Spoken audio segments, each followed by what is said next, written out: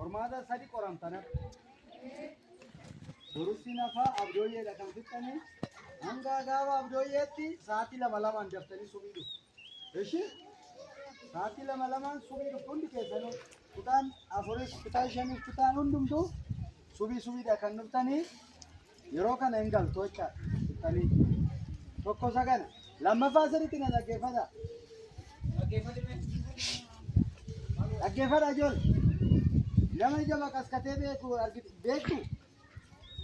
Abboonni keessan haati keessanis haadha kee abbaan keessanis ollaan keessan nama ija dhukkubu. Namni ija dhukkubu gaafa abdooyyee subiin as dhufa. As ganduma kana dhufa warada irraa dhufu ija isaanii ilaaluuf jecha. Isa kana inni hundumtaa hin beeksisu. Gaafa abdooyyee subii dhufu ishee dhagaartu miti. Isa kana namoota beektan hundumatti ergaa dabarsu. Zimi baluun. Eenyu waan dheekotu.